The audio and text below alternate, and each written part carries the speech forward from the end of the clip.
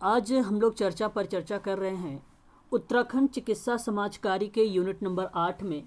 Unit number 8 कहता है आप लोगों से कि social psychosomatic study of illness, तो बीमारी के बारे में क्या है, मेंटल इलनेस वगैरह क्या है, उसके बारे में मैंने आपको बता चुका हूँ। फिर उसके बाद मैंने डेवलपमेंटल डिसऑर्डर के बारे में बात किया था, बुलिमिया को लेकर बात किया था, एनोरेक्सिया के बारे में बात किया था आप लोगों से, ऑटिज्म और प्लस में एडीएचडी के बारे में बात कर लिया था, है ना, इंपॉर्टेंट टॉपिक था वो भी। फिर उसी के तहत हम लोग थोड़ा सा देखेंगे अभी बायोपोलर डिसऑर्डर के अंतर्गत, है ना। बायोपोलर डिसऑर्डर अगर बात किया जाए तो ये होता क्या है, कोई बता सकता है मुझे? बायोपोलर डिसऑर्डर, बायोपोलर डिसऑर्डर क्या होता है? कोई भी व्यक्ति बताए जरा, अगर उन्हें पता है तो। देखो, बायोपोलर डिसऑर्डर एक मानसिक बीमारी है, क्योंकि सिलेबस कहता है आपसे कि मैं आपसे पूछना चाहता हूँ social psychosomatic study of illness में, तो मैं जितनी बीमारी होगी उसके बारे में चर्चा करेंगे हम सभी लोग। तो बायोपोलर डिसऑर्डर एक मानसिक बीमारी है जो आपके मूड को प्रभावित करती है। तो बीमारी का कोई एक वजह नहीं है, लेकिन शोधकर्ता मतलब रिसर्चर यानी आप सोशल वर्कर ऐसे में जो है विभिन्न फैक्टर के रूप में देखता है कुछ विकार को, कुछ विकारों के बारे में जानकारी। तो बायोपोलर डिसऑर्डर एक प्रकार की मानसिक बीमारी है जो डिप्रेशन और मूड में बदलाव की वजह बनती है एक प्रकार से। तो रोगी की जो मनोदशा होती है उसमें दो विपरीत अवस्था में बदलती रहती है, दो विपरीत अवस्था में ये प्रतिक्रिया बदलती रहती है, ठीक है। तो बायोपोलर डिसऑर्डर में इसको पहचानोगे कैसे कि ये भाई बायोपोलर डिसऑर्डर व्यक्ति है? कैसे आइडेंटिफाई करोगे ऐसे व्यक्ति को? अगर आपको आइडेंटिफाई करने के लिए बोल दिया जाए तो आप बायोपोलर डिसऑर्डर वाले व्यक्ति को ऐसे आइडेंटिफाई करना। अक्सर ये अगर मैं बात करूं तो उनकी जो व्यवहार होते हैं ना वो चिड़चिड़ापन वाला होता है बायोपोलर डिसऑर्डर। तो एक तो ये लक्षण मिल जाएगा, इस तरीके कोई आपसे बात करता है तो आप तुरंत कह दीजिए कि भैया ये बायोपोलर डिसऑर्डर के अंतर्गत आ रहा है। अगर पागलपन जैसी वाली प्रतिक्रिया की बात करता है या ऐसी कोई क्रियाविधि करता है तो वो भी एक प्रकार के बायोपोलर डिसऑर्डर के अंतर्गत आ जाता है।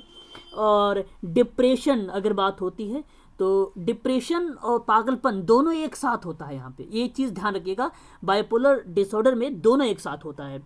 ऊर्जा में कमी होती है, काम को पूरा करने में परेशानी होती है, उसे अक्सर खोए खोए रहता है। अब अक्सर खोए खोए रहता है तो इसका मतलब ये नहीं कि ऑटिज्म वाला बच्चा है भाई, है ना, ऑटिज्म वाला बच्चा नहीं। तो एक लक्षण से आप डिसाइड नहीं कर सकते कि ये इस व्यक्ति के अंदर ये बीमारी है ना, एक लक्षण से। तो उससे कई लक्षण होते हैं। तो जैसे खोए खोए रहना तो ये ऑटिज्म का भी लक्षण है। ऑटिज्म मतलब स्वलीनता, ASD, जिसको आप स्पेक्ट्रम डिसऑर्डर बात करते रहे, ऑटिज्म स्पेक्ट्रम डिसऑर्डर के बारे में बात कर रहे थे। तो जल्दी जल्दी बोलना, खुद को चोट पहुंचाना। अच्छा, जैसे आपने ना सुना आत्महत्या जैसे विचार को आना, जैसे जब आत्महत्या जैसी विचार का आना तो वो कहीं ना कहीं अगर मैं बात करूँ तो बायोपोलर डिसऑर्डर के अंतर्गत आता है। तो ये एक प्रकार की बीमारी हो जाती है कि भाई हम बोल लेते भाई इसको बायोपोलर डिसऑर्डर है। अब जैसे कोई व्यक्ति अगर तनाव में होता है, टेंशन में होता है, डिप्रेशन में चला जाता है, पागलपन वाली इसे क्रियाविधि करता है तो जाहिर सी बात वो आत्महत्या भी कर सकता है, ठीक है। तो इस तरीके की क्रियाविधि या आत्महत्या का विचार शामिल करना ये जो है व्यक्ति में शामिल होता है। तो जब भी जिंदगी के प्रति कोई भी डिसीजन या कोई भी दृष्टिकोण देखता है वो नकारात्मकता के पक्ष से देखता है, नकारात्मकता के भाव से देखता है, तो वो बायोपोलर डिसऑर्डर के अंतर्गत आ जाएगा। और पुरुषों को महिलाओं की तुलना में जल्दी बायोपोलर डिसऑर्डर होने की संभावना होती है। तो पुरुषों को होती है, ज़्यादातर महिलाओं की नहीं होती, ज़्यादा से ज़्यादा अगर बात मैं करूँ पुरुषों को होती है। तो कुछ लोगों को बहुत ज़्यादा व्याकुलता पर अनुभव कर सकना, जोखिम भरा व्यवहार करना, है ना, खुदकुशी मतलब आत्महत्या के प्रयास का एक कारण बनना, है ना। तो ये एक प्रकार का बायोपोलर डिसऑर्डर होता है, ठीक है। चलिए मैं आगे बढ़ता हूँ इसी क्रम में। तो देखिए जरा, बायोपोलर डिसऑर्डर एक गहरा अवसाद होता है, मैनिक जो है डिप्रेशन होता है। तो आप लोग ध्यान रखिएगा, कभी कभी इसको मैनिक डिप्रेसिव या साइकोसिस के नाम से भी जाना जाता है, याद रखेंगे। तो जब एग्ज़ाम में आपको मिले मैनिक या हिंदी में आपको गहरा डिप्रेशन या गहरा अवसाद मिले तो आप तुरंत समझ जाना कि ये बायोपोलर डिसऑर्डर है, ठीक है। तुरंत समझ जाना आप ये बायोपोलर डिसऑर्डर है। अगर हम बात करते हैं अत्यधिक मूड स्विंग का कारण भी बनता है, उसमें भावोत्तेजना, का जो उच्च स्तर है, जिसको हम एक प्रकार से मेनिया या हाइपोमेनिया, ठीक है, याद रखिए ये मैं उच्च स्तर की बात कर रहा हूँ। एग्जाम में प्रश्न पूछ लेता है कि जैसे बायोपोलर डिसऑर्डर, ठीक है, उच्च स्तर से क्या होता है, तो वहाँ पे या तो मेनिया लिखा रहेगा या तो हिंदी में भी लिखा रहता है हाइपोमेनिया लिखा होता है, दोनों लिखा रहता है। तो इसका मतलब यही होता है कि बायोपोलर डिसऑर्डर को ही रिप्रेजेंट कर रहा है ये हाई लेवल पर, ठीक है। आगे अगर हम बात करते हैं निम्न स्तर पर, तो ये बेसिकली डिप्रेशन शामिल किया गया है निम्न स्तर पर। तो एक उच्च स्तर बनता है, एक निम्न स्तर बनता है। ये दोनों लेवल को थोड़ा सा आप लोग ध्यान रखिएगा, थोड़ा सा प्रश्न हो सकता है आप लोगों से पूछा जाए। जब आप अवसादग्रस्त होते हैं तो खुद को निराश या उदास महसूस करते हैं, ज़्यादातर गतिविधियों से अपनी रुचि खो देते हैं। वही जब मूड दूसरी दिशा में बदलता है, जब आप खुद को जश्न और ऊर्जा से भरा हुआ महसूस करते हैं, तो मूड में परिवर्तन का, देखो ये एक प्रकार की, अगर मैं बात करूं बाइपोलर डिसऑर्डर में, तो एक तरफ कहीं अधिकता के बारे में बात कर रही है, तो भी एक प्रकार का बाइपोलर, अधिकता का मतलब क्या होता है, अधिक टेंशन लेना, एक प्रकार से जब से किसी बात को बार बार सोचना है ना, बार बार प्रतिक्रिया करना, बार बार उसको क्या नाम है, अधिक से अधिक, अगर मैं बात करूँ चिड़चिड़ापन का व्यवहार करना, ठीक है।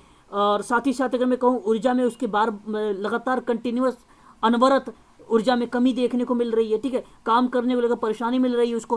तो ये एक प्रकार की जो चीज़ें बता रहा हूँ मैं, ये बाइपोलर डिसऑर्डर के अंतर्गत इसके लक्षण को ही रिप्रेजेंट कर रहा है। यहाँ पर देखिए अपनी रुचि में खोए रहना या खो देते हैं, तो कहने का मतलब वही था आपका, मैंने कहा ना कि अक्सर वो खोए खोए रहना, ठीक है। तो ये चीज़ें वही हैं जितने मैंने आपको बताया, ये चीज़ें वहीं पे। देखो तो कुछ लोगों में मति भ्रमण या मति भ्रम, बुरे सपने देखना आदि जैसे अन्य लक्षण भी हो सकते हैं। तो जैसे बाइपोलर डिसऑर्डर में जो व्यक्ति है उसमें कभी कभी मति भ्रम भी होता है, ऐसी कंडीशन इसको भी देखने को मिलता है, ऐसे लक्षण भी देखने को मिलता है। तो ये थोड़ा सा इंपॉर्टेंट लक्षण था। तो मति भ्रम जो आएगा ये भी आप लोगों को ध्यान रखना पड़ेगा कि मति भ्रम किसको रिप्रेजेंट करेगा, ठीक है। आगे अगर हम बात करते हैं एक और पॉइंट पर चर्चा करते हैं हम लोग, तो अब अच्छा जरा देखिए यहाँ पे मैंने मैच वाले जो क्वेश्चंस है, ये मैंने एक ही क्वेश्चन लिया है। यहाँ पर देखिए मैंने बता दिया कि अगर यहाँ से प्रश्न बनेंगे तो कैसे बनेंगे। तो एक तरफ देखो रोग दिया हुआ है, दूसरी तरफ व्याख्याएं दिया गया है। तो अब रोग तो एक भ्रम भी है, एक भ्रमाशक्ति भी है, एक जो है विभ्रांति भी है, एक सिजोफ्रेनिया भी है। तो ये एक प्रकार की बीमारी, ऐसे प्रश्न बनेंगे। और ये भ्रम जो दिख रहा है आपको, भ्रमाशक्ति और भ्रमाभ्रांति जो दिख रही है आपको ना, ये सारे के सारे ये बायोपोलर डिसऑर्डर के अंतर्गत आता है, क्योंकि मैनिक डिप्रेसिव है, ये साइकोसिस है, ये उसके अंतर्गत ये रोग पाए जाते हैं, ठीक है। तो जैसे अगर मैं आपसे बात करूं, जैसे हाइपोमेनिया की बात करा, अच्छा इसकी हिंदी जो होती है, जैसे मैंने बोला था ना हाइपोमेनिया, तो एक इसको हम मेनिया भी बोलते हैं। तो मेनिया को शुद्ध हिंदी में बोला जाता है उन्माद, क्या बोला जाता है, उन्माद, ठीक है। याद रखेंगे आप सभी लोग उन्माद भी। तो कभी कंफ्यूज मत होना आप लोग कि उन्माद अगर शब्द मिल गया तो ये क्या है, ये मेनिया है, ठीक है। ये उच्च लेवल पर होता है, हाई लेवल पर होता है। और एक उसी को या तो हम बोलते हैं हाइपोमेनिया, और जो निम्न स्तर पर होता है वो डिप्रेशन होता है, ठीक है। तो ये चीज़ें ध्यान रखिएगा। इसमें जो है अवसाद डिप्रेशन जो है वो अहम भूमिका के रूप में आता है। तो ऐसे प्रश्न बनेगा, अगर आपसे प्रश्न पूछ लेता है भ्रम क्या है, तो भ्रम किसको कहेंगे, भ्रम। तो भ्रम समझ लीजिए, यहाँ पे देख लीजिए एक लाइन में लिखा हुआ कि ऐद्रिक अनुभव को या ऐद्रिक अनुभव की गलत व्याख्या की परिघटना कर देना, ये भ्रम हो गया। अनुभव की गलत व्याख्या हो जाना ये भ्रम को रिप्रेजेंट कर देगा। और ब्रह्मा शक्ति जो होगा एक सनक भरा हुआ नहीं, मतलब आप कहते नहीं भाई पागलपन या डिप्रेशन दोनों जब एक साथ आते तो जाहिर सी बात है बायोपोलर डिसऑर्डर ही होता है, उसका लक्षण हम वहीं पे देखते हैं। तो ब्रह्मा शक्ति एक प्रकार का पागलपन, किसी चीज़ को सनक रख लेना, बराबर कंटिन्यू काम में करना, अपना ही सुनना, दूसरे को सुनना ही नहीं, कोई बात है ना, जो मन में आएगा वही करेगा। तो एक सनक भरा विश्वास जो होता है वो ब्रह्मा शक्ति होती है, उसको हम भ्रमा सकते। लेकिन देखो विश्वास भी उसको है इस चीज़ का है, वो उसका आप ध्यान रखेंगे। विभ्रांति तो किसी अनुपस्थिति की चीज़ से प्रकट होने के बाद का अनुभव होता है। तो कोई मान लीजिए अनुपस्थिति चीज़ है, अनुपस्थित का मतलब हमारे सामने है नहीं, ठीक है, और प्रकट होने के बाद वो अनुभव करने लगता है ऐसी क्रिया पर, तो हम उसको बोलते हैं भाई ये जो शब्द है वो है विभ्रांति। उसको हम क्या बोलेंगे, विभ्रांति। बात समझ में आ रही है आपको, बताएं जरा एक बार। विभ्रांति, तो विभ्रांति का दूसरा नाम क्या है सर? विभ्रांति अगर हम बात करते हैं कोई ऐसे हमारे सामने कोई उपस्थित वस्तु है, ठीक है, सॉरी अनुपस्थित, हम उसके बारे में सोच अमूर्त तरीके से सोच रहे हैं लेकिन वो मूर्त नहीं है, तो एक प्रकार से ये विभ्रांति है, ठीक है। विभ्रांति, बात समझ में आई मैम? बताएं।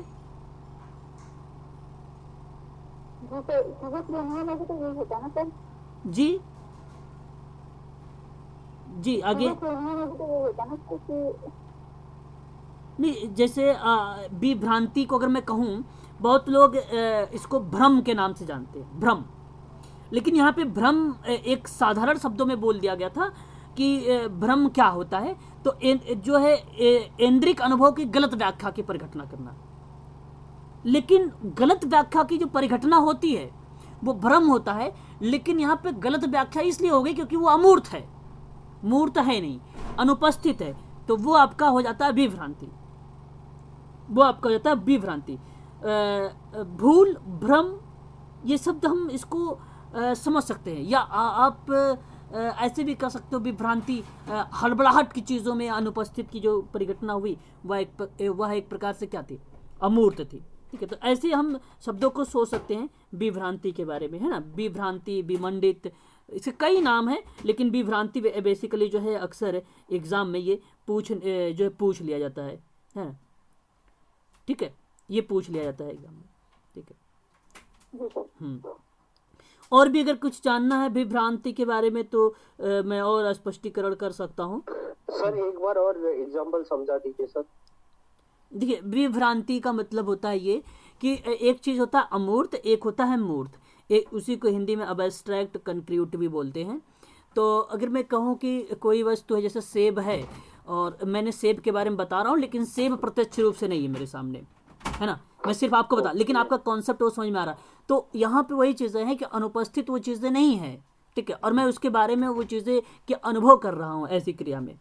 इस तरीके की जो प्रतिक्रिया होती है उसको हम लोग बोल देते हैं भाई ये जो चीज़ें प्रकट हो रही वो विभ्रांति। अब आप ऐसा मत सोचिए कि आपने जैसे सेब के बारे में सोच रहे हैं या किसी और के बारे में सोचे तो आपके अंदर विभ्रांति है, नहीं, ऐसा नहीं। लेकिन किसी अनुपस्थित चीज का प्रकट होना, अनुपस्थित चीज का प्रकट होना, जस्ट उसके बाद जो चीज़ें आना, मतलब बार बार उसको अनुभव करना है, या उसमें देखना, या उसका बिखराव करना, या फैलाव करना, अपने कॉन्सेप्ट में वो चीज़ें लाना, वो विभ्रांति को रिप्रेजेंट करती है, ठीक है, वो विभ्रांति को। और कभी कभी इसको भ्रांति को ही अगर हम बात करते हैं ना, तो नाम बोलते हैं भाई कि इसको भ्रम, भ्रम वाला जो शब्द है ये भी कभी कभी इसको रिप्रेजेंट कर देता है, ठीक है, ठीक है। बस इसको इतना आप लोग ध्यान रखिएगा, बस इतनी चीज़ें आप लोगों को ध्यान रखना होगा, ठीक है। तो बताएं आप, अब मैं आगे बढ़ूं इसी क्रम में। भ्रम में पड़ा हुआ है, अगर भ्रम में कोई पड़ा हुआ है तो आप ये भी कह लीजिए कि विभ्रम है भाई, भ्रांत है, विभ्रांत है, भ्रम में पड़ा हुआ है वो। तो भ्रम में क्यों है? क्योंकि वह अनुपस्थित चीज से उसके सामने जो है प्रकट हो रही है, वो चीज़ें है ही नहीं, बाद में उसका अनुभव कर रहा है वो, तो वो चीज़ें हैं, इसी को हम लोग बोलते हैं विभ्रांति, ठीक है। अब तो समझ में आ गया होगा आई थिंक। चलो बहुत बढ़िया है, अगर समझ में आ गया तो ये जो शब्द है ना, ऐसे प्रश्नों से जो है एग्जाम से प्रश्न बनाए जाते हैं। सीजोफ्रेनिया, तो ये तो आपको पता ही है भाई, सीजोफ्रेनिया के बारे में आपको मैंने कल बताया भी था, सीजोफ्रेनिया क्या है इसके बारे में। तो ये दीर्घकालिक मानसिक विकार है सीजोफ्रेनिया, है ना। तो ऐसे प्रश्न मिल सकते हैं आप लोगों को, तो इसलिए आप लोग इन प्रश्नों को आप बहुत ध्यानपूर्वक करना है और दिमाग में रखना भी है कि इसका मीनिंग क्या क्या होता है ना, ठीक है। चलिए आगे हम बात कर लेते हैं थोड़ा सा इसके बारे में, डिप्रेशन के बारे में, ठीक है। अवसाद क्या है, कोई बताना चाहेगा? बताएं जी, क्या कुछ कह रहे हैं? कोई कुछ कह रहा है क्या? चलो, यदि नहीं तो आप बताएं डिप्रेशन क्या, कोई बताना चाहेगा मुझे? डिप्रेशन एक साधारण शब्दों में अगर मैं आपसे बात करूं तो क्या हो सकता है डिप्रेशन, प्लीज बताएं। सर तनाव। तनाव, वेरी गुड। तो डिप्रेशन एक प्रकार से इन्होंने जो बताया कि अवसाद, अच्छा ये जो आप बात कर रहे हैं तनाव को लेकर या डिप्रेशन के लेकर ना, तो कहीं ना कहीं एक प्रकार से ये आपको रिप्रेजेंट करता है थकावट को या उदासी को या सुस्ती को। हम ऐसे शब्दों को रिप्रेजेंट कर सकते हैं कि भाई ये डिप्रेशन का रीज़न है ना, ये डिप्रेशन है, हम ऐसे शब्दों को बोल सकते हैं। तो डिप्रेशन कहिए या अवसाद कहिए, बात दोनों एक ही होता है। तो कभी कभी या एक गलत फहमी भी होती है कि अवसाद या डिप्रेशन वृद्धा अवस्था की एक ऐसी बीमारी है जिससे बचा नहीं जा सकता है। तो बहुत लोग ऐसा भी मानते हैं कि भाई वृद्धावस्था में डिप्रेशन यानी अवसाद का होना ये मतलब रिप्रेजेंट होता है, या हम कहते हैं कि भाई सामान्यता में वहाँ पे देखने को मिलता है अवसाद को लेकर, है ना। तो वृद्ध व्यक्तियों में अवसाद के विशिष्ट रूप होते हैं। हालांकि मैं थोड़ा सा वृद्ध व्यक्तियों के बारे में चर्चा कर रहा हूँ, भाई पर्टिकुलर डिप्रेशन के बारे में बात नहीं कर रहा हूँ। तो जैसे वृद्ध व्यक्तियों में जो अवसाद का विशिष्ट कारण का रूप माना जाता है ना, सेवानिवृत्त के बाद वर्गों का अवसाद की जो संभावनाएं होती है वो अवसाद की संभावनाएं डिप्रेशन की वो अधिक बढ़ जाती है सेवानिवृत्त के बाद। और वृद्ध लोगों में अवसाद के लक्षण जो है शारीरिक स्तर से ज़्यादा प्रकट होता है। हालांकि ये भी पाया गया है कि कुछ लोगों में ये भी बताया जाता है कि उन्हें ज़्यादा कमजोरी आ जाती है, जिसकी वजह से ये जो है इनका सिर दर्द, धड़कन का तेज होना, पेट या कमर दर्द, सांस फूलना, कब्ज का होना, अन्य लक्षण का रिप्रेजेंट करने लगता है डिप्रेशन। बहुत लोगों का ऐसा कहना है, माना जाता है, लोग ऐसे मानते हैं डिप्रेशन को, ठीक है। तो बीमारी या अवसाद में अगर हम बात करें थोड़ा सा, तो जिससे अगर हम बात करें वृद्धावस्था में ज़्यादा होती है ये एक ऐसी स्थिति बीमारी की, तो जिससे अवसाद पैदा हो सकता है। ऐसा नहीं कहेंगे कि अवसाद होगा, अवसाद मतलब डिप्रेशन, अवसाद पैदा हो सकता है, मैं ऐसे बात बोल रहा हूँ। तो दिल की बीमारी, थायराइड ग्रंथि की घटती जो सक्रियता होती है जिसको आप हाइपोथायराइडिज्म बोलते हो, विटामिन B12, फैलिक एसिड की कमी के कारण जो कैंसर वगैरह की स्थितियाँ बनती हैं, तो वो कहीं ना कहीं बीमारी जो है वो अवसाद को रिप्रेजेंट करती। यही रीज़न है कि लोग बोलते हैं कि भाई कि वृद्धावस्था में भी डिप्रेशन होने की संभावनाएं बनती है।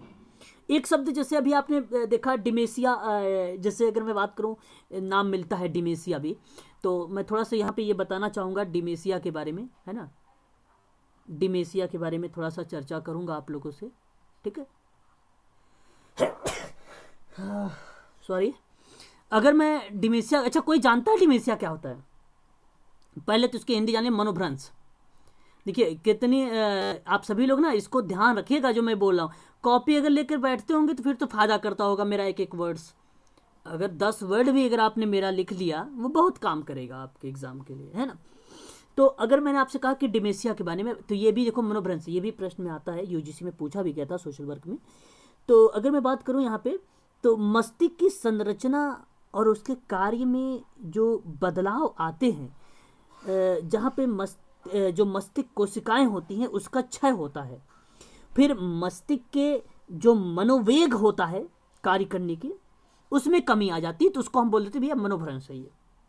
तो मानवीय मस्तिष्क की संरचना और कार्य में कई बदलाव आते हैं, तो उसको हम बोलते हैं भैया मनोभ्रंश है ये, तो है ना। एक लाइन में लिख सकते हो आप सारी चीज़ें, क्या ज़रूरत है इतना सारा लंबा चौड़ा इतिहास बनाने का, है ना।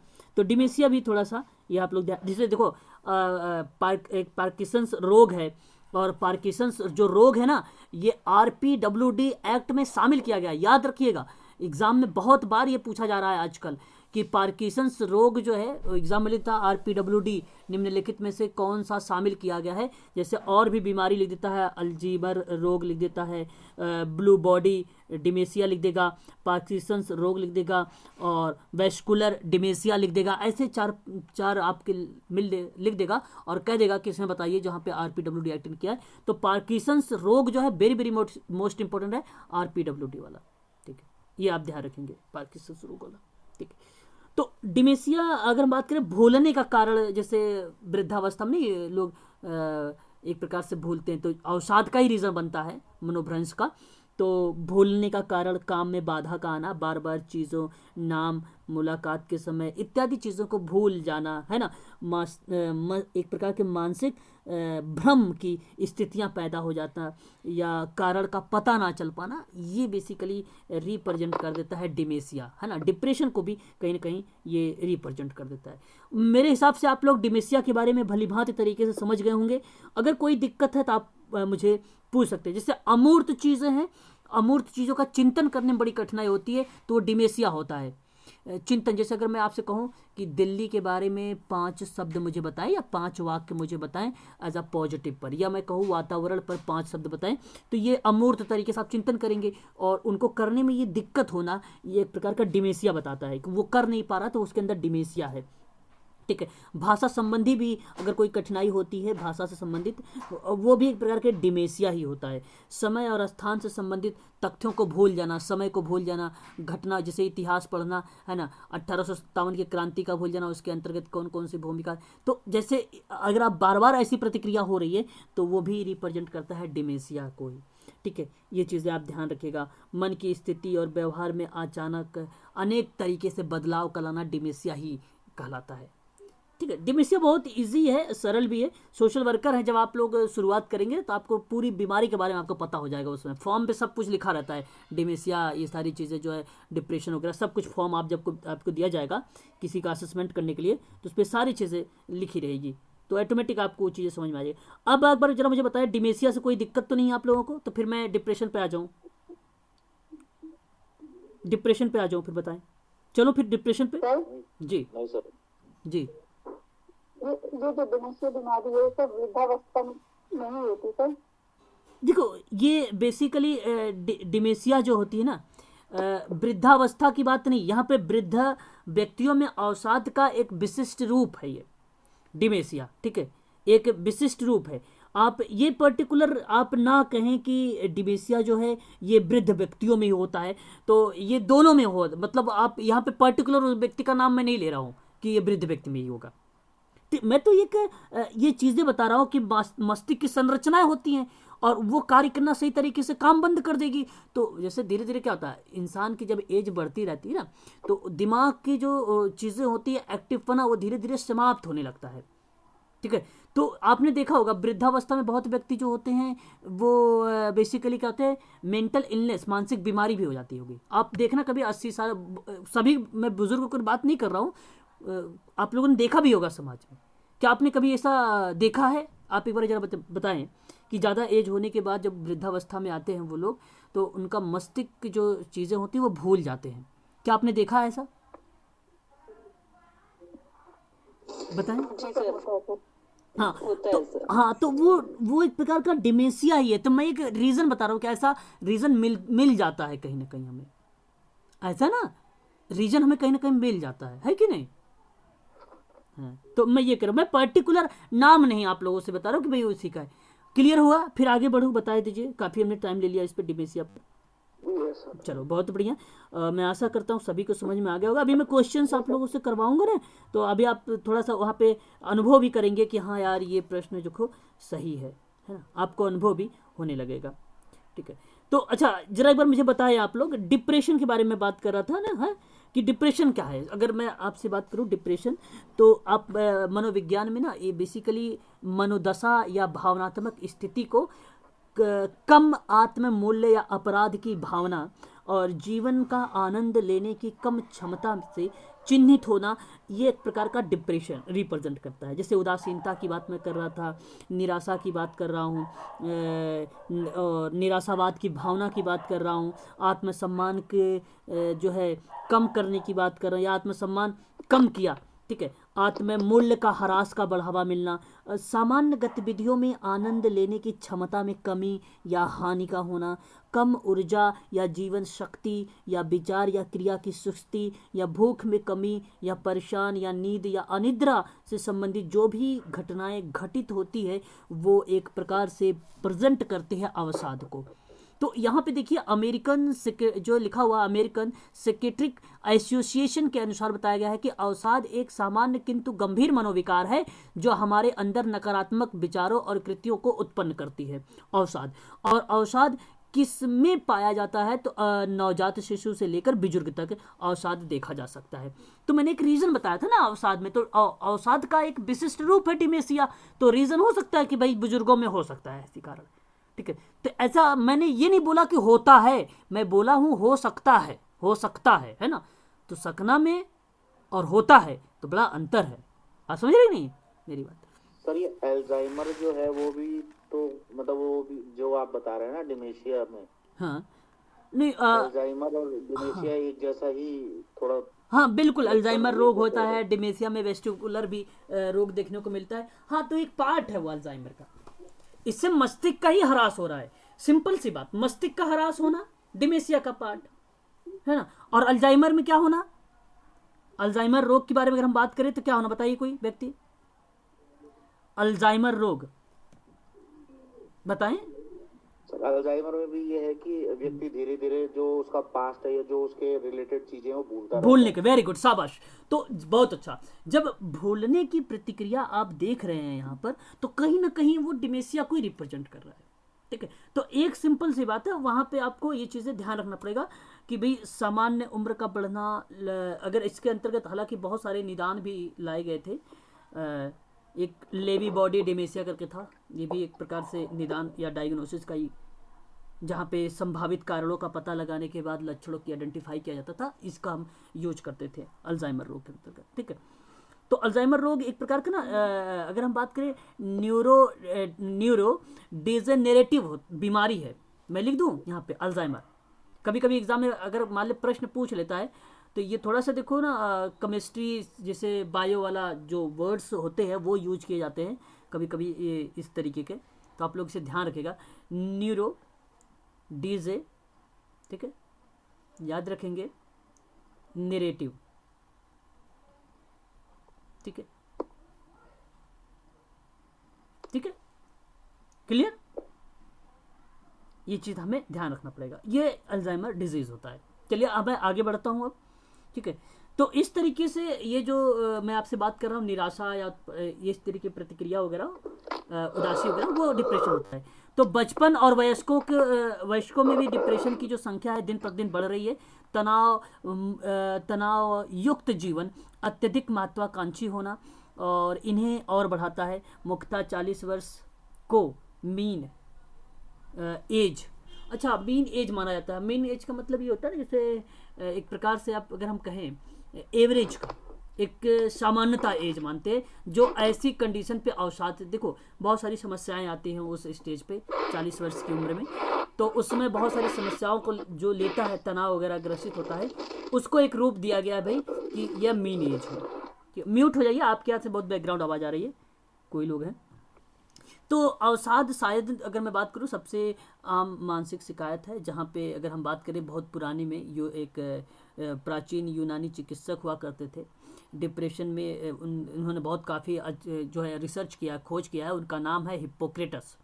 तो ये भी ध्यान रखिएगा आप सभी लोग कि अगर प्रश्न पूछे अवसाद को लेकर, जहाँ पे आम मानसिक शिकायत को लेकर, और प्राचीन यूनानी चिकित्सक के रूप में कोई व्यक्ति डिप्रेशन में अगर जाना जाता है, प्राचीन चिकित्सक में यूनानी का, तो वो है हिप्पोक्रेटस। ठीक है, मैं यहाँ पे लिख देता हूँ हिप्पोक्रेटस, इसे भी आप थोड़ा सा ध्यान रखेंगे। और यह एक प्रकार का उदासी है, इन्होंने ये चीज़ भी बोल दिया कि अवसाद जो है ना, डिप्रेशन जो है एक प्रकार का उदासी है। तो विकार जो होता है एक व्यक्ति के दूसरे व्यक्ति में अत्यंत परिवर्तनशील होना, या हल्का गंभीर होना, या तीव्र होना, ऐसी प्रतिक्रिया को जब कभी रिप्रेजेंट होती है तो हम उसको डिप्रेशन का नाम देते हैं। ठीक है, तो डिप्रेशन के कई कारण हो सकते हैं। प्रतिकूल जीवन की घटनाएं जो किसी व्यक्ति की अवसाद के प्रति संवेदनशीलता को बढ़ा देता है, या अवसादग्रस्तता का प्रकरण का जो है एक प्रकरण का मतलब एक प्रकार से अगर हम बात करते हैं अवसादग्रस्त के रूप में, कि संवेदनशीलता को बढ़ावा देना। ठीक है, संवेदनशीलता को बढ़ावा देना, जहाँ पे मनोसामाजिक और जैव रासायनिक तंत्र दोनों महत्वपूर्ण कारण के रूप में देखने को हमें मिल रहे होते हैं। तो एक रासायनिक कारण मस्तिष्क के में से जो है एक अधिक स्वाभाविक रूप में न्यूरोट्रांसमीटर की रिहाई की दोषपूर्ण विनिमय एक प्रतीत के रूप में जाना जाता है डिप्रेशन। ठीक है, तो ये चीज़ें हमें बस जानना है। आगे इसमें कुछ और देख लेते हैं। WHO कहता है कि भाई हर 6 महिला में से एक, या 1 और 8 पुरुषों में से एक डिप्रेशन का शिकार होती हैं। तो यहाँ अगर बात किया जाए तो 8 पुरुष अगर हैं, तो 8 पुरुषों में से एक पुरुष जो होगा वो डिप्रेशन का शिकार होता है। 6 महिला में से एक अगर हम बात करते हैं तो महिला होती है जो डिप्रेशन का शिकार होती है। तो ये WHO का एक प्रकार से रिपोर्ट है, ये डिप्रेशन का है ना, रिपोर्ट है। आत्महत्या विश्व में 8 लाख लोग लोग हर वर्ष आत्महत्या कर रहे हैं, WHO डेटा के अनुसार बताया गया है। और इसमें 1,35,000 यानी 17% हमारे भारतवासी हैं। और आत्महत्या का अनुपात अब जो है 2018 में हर 1 लाख व्यक्तियों में से अगर हम बात करें 10.9 हो चुका है, जो कि पहले 7.9 था। हर 40 सेकंड में एक व्यक्ति आत्महत्या का शिकार हो जाता है। ठीक है, अब ये हालांकि घट रहा है, ऐसा नहीं कि ये प्रतिक्रिया उसकी तरफ बढ़ रहा है। लोग जो है शिक्षित हो रहे हैं, जागरूक हो रहे हैं, है ना, तो लोगों में अभी ये चीज़ें घट रही है। ठीक है, बट अगर आपको ध्यान रखना होगा तो आपको मैं ये कहूँगा कि WHO का डेटा ये पूछ सकता है कि पुरुषों में कितने पुरुषों में जो है डिप्रेशन का शिकार होता है, महिलाओं में कितने में होता है, ऐसे में बेसिकली वो प्रश्न पूछ सकता है। ठीक है, WHO के अकॉर्डिंग, डेटा के अकॉर्डिंग। अगर हम बात करते हैं, देखिए यहाँ पे गांव या देहात में रहने वाले शहरों के मुताबिक अवसाद अधिक देखा जाता है। देखो गांव में भी अधिक देखा, गांव में भी नहीं, मतलब ये तो ज़रूर है कि भाई शहरों की अपेक्षा गांव में अधिक है। और शिक्षित और अशिक्षित के मुताबिक अधिक मात्रा में है। शिक्षित में अशिक्षित के मुताबिक, बात को समझिएगा, शिक्षित में अशिक्षित के मुताबिक अधिक डिप्रेशन देखने को मिला है। और गरीब और धनवान में इनकी मात्रा बराबर की है। गरीब और धनवान के व्यक्तियों में जो है ये बराबर की मात्रा है डिप्रेशन की। ठीक है, अगर मैं आपसे बात करूं, अगर जब आप उत्तराखंड में ज्वाइनिंग होगी आप सबकी ना, तो जब केसेस आपको आएंगे बेसिकली वहाँ पे उत्तराखंड में ज़्यादा से ज़्यादा अगर मैं बात करूँ तो गांव भी तो है ना, गांव है कि नहीं है, आपको पता होगा अच्छे तरीके से, गांव एरिया है। तो गांव एरिया में बेसिकली क्या होगा, जब आपको कोई केस आएगा ज़्यादा से ज़्यादा, मैं आपको बता देता हूँ पहले भी, आप ध्यान रखें, ज़्यादा केसेस जो आएंगे आपको वो डिप्रेशन से ही होंगे। जब आप ना लेंगे, जैसे आपने पूछा नाम क्या है, एज क्या है, ये चीज़ें क्या है, आपने सारा कुछ डेटा भर लिया। फिर उसके बाद अच्छा ध्यान रखिएगा, नेटल के बारे में भी पूछेंगे, प्री नेटल के बारे में भी पूछेंगे। नेटल का मतलब होता है जन्म के समय, प्री नेटल के बाद होता है मतलब जन्म के पूर्व, पोस्ट नेटल के बाद होता है जन्म के बाद की भी प्रक्रिया पूछेंगे भाई, कि बच्चा जब था गर्भ में तो उस समय टीके लग रहे थे कि नहीं लग रहे थे, उस समय आप कोई मादक द्रव्यों का प्रयोग कर रहे थे कि नहीं कर रहे थे, ऐसे भी आप लोग डेटा लेंगे, पूछेंगे। आप सोशल वर्कर है ना, तो आपको यहीं से मिल जाएगा उस बच्चे के बारे में थोड़ी बहुत जानकारी। और अगर नहीं मिलता है तो उसकी बातों से जब आप ऑब्जर्व करेंगे तो उससे पता चल जाएगा। आप वहाँ पे आपका कारण यही आपका उद्देश्य यही होगा कि कारणों का पता लगाना। तो जैसे ही आपको कारण का पता लगेगा तो आपको पता चल जाएगा कि ये व्यक्ति डिप्रेशन से है। तो गाँव में ज़्यादा ये केसेस हमें मिलते हैं, है ना, मैंने देखा भी है, ऐसे मैं नहीं बोल रहा हूँ, मैंने देखा है तब मैं बता रहा हूँ कि गांव में ज़्यादा मिलते हैं। और एक बात ये तो आपको पता हो गया आज कि शिक्षित में ज़्यादा होता है, अशिक्षित में कम होता है। अशिक्षित के मुताबिक अधिक मात्रा में शिक्षित में है, देख लीजिए। पढ़ा लिखा नहीं भाई, कहते हैं पढ़े लिखे जो होते हैं उनमें ज़्यादा पाया जा रहा है। गरीबों और धनवानों की मात्रा जो है लेवल में, इक्वल में। ठीक है, ये हो जाता है। डिप्रेशन के अगर टाइप के बारे में बात करें तो कई टाइप है। मैं अभी आपको ये PDF दे दूंगा, अगर आपको दिखाई नहीं दे रहा हो थोड़ा सा जूम कर लीजिए। एक मेजर डिप्रेशन है ना, तो इस स्थिति में व्यक्ति का जो है मिजाज बदलते रहता है या व्यक्तिगत दैनिक गतिविधियों में व्यक्तिगत संबंधों का एक प्रभाव डालता है, वो मेजर डिप्रेशन होता है ना, ध्यान रखिएगा। एक अगर हम बात करें जो है साइक्लोथेमिक डिसऑर्डर होता है, या एक लांछन सूक्ष्म लगते हैं जिसमें माइल्ड डिप्रेशन या हाइपोमेनिया देखा जाता है। अभी आपने देखा है जो उच्च लेवल का मैं बात कर रहा था हाइपोमेनिया की, वो भी आपका यहाँ पे एक रीज़न देखने को मिल जाता है। एक बाइपोलर डिसऑर्डर के अंतर्गत अगर हम बात करते हैं तो एक मैनिक डिप्रेशन, इसको हम बोलते हैं, डिप्रेशन बोलते हैं। चिड़चिड़ापन होना, गुस्सा आना, मतिभ्रम होना जैसी स्थिति का पाया जाना एक प्रकार का बाइपोलर डिसऑर्डर के अंतर्गत हम इसको देख लेते हैं, बाइपोलर डिसऑर्डर के अंतर्गत। और अगर हम बात करते हैं डिस्थीमिया डिसऑर्डर के बारे में, तो इसमें मरीज को 2 वर्ष या उससे अधिक समय तक डिप्रेशन का अनुभव होना व अपने आप को अस्वस्थ भी महसूस करना, जो दैनिक कार्यों में कठिनाई महसूस कर रहा है अपनी दैनिक जीवन में। जैसे अगर मैं कहूँ क्या नाम है, सोना, खाना, पीना, रहना, चलना, फिरना, पढ़ना, लिखना, जो दैनिक जीवन की क्रियाविधि है, गतिविधि है, उन कार्यों में इनको बहुत कठिनाई महसूस होती है, तो उसको हम डिस्थीमिया डिसऑर्डर के अंतर्गत रखते हैं। ये डिप्रेशन के पार्ट के पॉइंट ऑफ व्यू से। आप ऐसा ना कहें कि वो व्यक्ति डिसेबल है, ठीक है, डिसेबल उसको ना बताएं। अभी जब तक आपको सही तरीके से तथ्यों का पता ना चले तब तक आप किसी निष्कर्ष पर ना पहुंचे, है ना।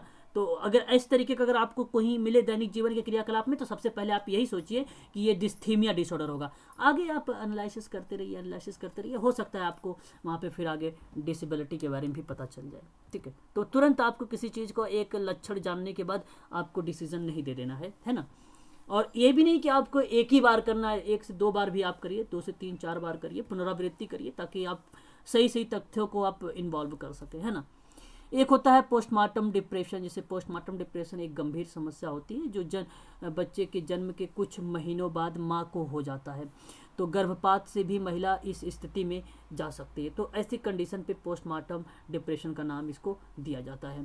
ठीक है, अगर हम बात करते हैं यहाँ पे जो है अल्क्लिनिक डिप्रेशन के बारे में, तो ये एक नवजात शिशु में पाया जाता है ये, जिसमें बच्चा किन्हीं कारणों से अपनी माँ से अलग होता है और माँ का प्यार ना मिलने से शिशु जो होता है डिप्रेशन का शिकार बन जाता है। तो उसको हम लोग बोल देते हैं अनक्लिटिक डिप्रेशन बोल देते हैं हम लोग, है ना, ऐसी कंडीशन पर। तो ये शिशुओं में देखने को अक्सर हमें मिलता है। साइकोटिक डिप्रेशन की अगर हम बात करते हैं, ये बहुत इंपॉर्टेंट स्लाइड है, आप लोग ध्यान रखिएगा, है ना। अगर हम बात करें तो यह एक बहुत ही गंभीर समस्या है और इसमें लोग अन्य लक्षणों के साथ मतिभ्रम, तर्कहीन विचार, ऐसी जो चीज़ें हैं देखना सुनना जो नहीं है उसके शिकार हो जाते हैं। इसको हम लोग बोल देते हैं साइकोटिक डिसऑर्डर। साइकोटिक डिसऑर्डर मैं आपसे यही कहूँगा कि आप मतिभ्रम या तर्कहीन विचार नहीं कर पा रहा। जैसे मैंने अभी आपसे बोला था ना कि मैंने आपसे पूछा कि भाई पर्यावरण के बारे में बताएं ज़रा मुझे, ठीक है, 5 बातें, तो वो आप तर्क करने में दिक्कत हो रही है आपको, तो ऐसी कंडीशन पे इसको जो है साइकोटिक डिप्रेशन बोला जाएगा, है ना। एक बार म्यूट हो जाइए, कोई लोग अनम्यूट हैं, आवाज़ आ रही है बैकग्राउंड, है ना। एटिपिकल डिप्रेशन होता है, ये युवाओं में पाया जाता है और इन मरीजों में कार्बोहाइड्रेट क्रेविंग भी पाई जाती है। तो ये याद रखिएगा एटिपिकल डिप्रेशन के बारे में। और सीजनल जो है अफेक्टिक डिसऑर्डर के बारे में बात करें तो ये मौसम के अनुसार आमतौर पर एक स्विम या सर्दियों में शुरू होता है और या गर्मियों में ख़त्म हो जाता है। तो इसको हम लोग बोलते हैं सीजन या सीजनल अफेक्टिव डिसऑर्डर के नाम से भी हम या इसको हम जान सकते हैं। तो ये 9 थे, बहुत इंपॉर्टेंट थे, इसे भी आप लोग ध्यान रखिएगा थोड़ा सा, है ना। अब आपको उपचार भी पता होना चाहिए कि भाई क्या डिप्रेशन के कैसे आप ट्रीटमेंट करेंगे, है ना। ट्रीटमेंट कैसे करेंगे आपको पता होना चाहिए डिप्रेशन का। तो आप ज़रा मुझे बताएं, अवसाद के लिए अगर मैं आपको बात करूं तो इसमें 2 बातें ध्यान रखिएगा, ठीक है। एक तो मनोचिकित्सक होता है और अभी लास्ट मैंने कल ही आपको बताया था लास्ट वाली क्लास में कि मनोदैहिक दवाएं, है ना, जो विशेष रूप से अवसादी रोधी को मनोचिकित्सक के उद्देश्य रोगी को जो है भावनात्मक समर्थन देने के लिए, तनावपूर्ण जीवन की घटनाओं के लिए रोगी की जो संज्ञानात्मक और व्यवहारिक जो प्रतिक्रिया है उसको बदलने के लिए मनोचिकित्सक और मनोदैहिक दवाओं का हम प्रयोग करते हैं। तो इस तरीके से हम जो है अवसाद को समाप्त करते हैं। कहीं ना कहीं अवसाद में ना डिप्रेशन की भी एक अहम भूमिका होती है, अवसाद में ना मोटिवेशन की एक अहम भूमिका होती है उपचार में। ट्रीटमेंट की अगर मैं बात करूं तो मोटिवेशन भी इम्पोर्टेंट है आप सबके लिए, है ना, थोड़ा सा अहम भूमिका निभाता है ना। बहुत सारी चीज़ें हैं हालांकि, जैसे अगर मैं बात करूं आपसे इलेक्ट्रो कॉन्विल्स थेरेपी है, इसको भी दिया जाता है। और अगर मैं आपसे बात करूं डीप ब्रेन स्टिमुलेशन, एक बेसिकली जो है जीन थेरेपी के नाम से जानी जाती है, ये भी थेरेपी है, प्रोवाइड किया जाता है अवसाद में, है ना, जहाँ पे उनका बातचीत करना, उनको व्यस्त रखना, बिजी रखना कामों में, है ना, सही तरीके से, और विभिन्न प्रकार की गतिविधि देना और वो भी क्रिएटिविटी करने के लिए उनको मोटिवेट करना, ऐसे कंडीशन जो है उपचारिक में एक अहम भूमिका निभाता है। पढ़ते हैं थोड़ा सा कि भाग्यवश अवसाद का निवारण है कि लाइलाज नहीं है। यदि आपके आसपास कोई भी व्यक्ति बताए गए हैं तो 2-3 लक्षण या अधिक से ग्रस्त हैं तो उसे तुरंत डॉक्टर के पास ले जाएं। 2 हफ्ते से अधिक यदि कोई व्यक्ति दुखी या उदास है और खाना पीना ठीक से ना ले रहा है तो उसे अवसाद से ग्रसित हो सकता है। तो उसे डॉक्टर की सलाह लेनी चाहिए। दवाइयाँ और मनोचिकित्सक एक साथ लेने से अधिक असर होता है। तो ये एक प्रकार का अवसाद जो है रिप्रेजेंट करता है, ठीक है ना। इसे आप ध्यान रखिएगा सभी लोग, ठीक है। तो ये चीज़ें हैं, आप लोगों को ये आप सभी को ध्यान रखना पड़ेगा। चलिए मैं आगे बढ़ता हूँ इसी क्रम में। आज थोड़ी क्लास अगर आप लोगों की लंबी भी जाती है तो आप लोग थोड़ा सा समय देना, है ना, ठीक है। आगे अगर हम बात करते हैं न्यूरोसिस के बारे में और साइकोसिस। अब न्यूरोसिस और साइकोसिस के बारे में दिया गया है है ना। आपको पता होना चाहिए साइकोसिस क्या होता है और न्यूरोटिक डिसऑर्डर क्या होता है। हालांकि न्यूरोटिक डिसऑर्डर दिया हुआ है और न्यूरोसिस भी एक बीमारी है, मानसिक विकार ही है, दोनों है। तो न्यूरोसिस जो होता है वो एक हल्का मानसिक विकार है जो कि कार्बनिक रोगों से उत्पन्न नहीं होता है। इसके बजाय यह तनाव या अवसाद या चिंता हो सकता है, तनाव या अवसाद या चिंता हो सकता है। ये एक प्रकार का रिप्रेजेंट कर देता है आपको जो है साइकोसिस को, ठीक है। या आप इसे कह लीजिए साइकोसिस या आपसे न्यूरोसिस का नाम दे सकते हैं, ठीक है।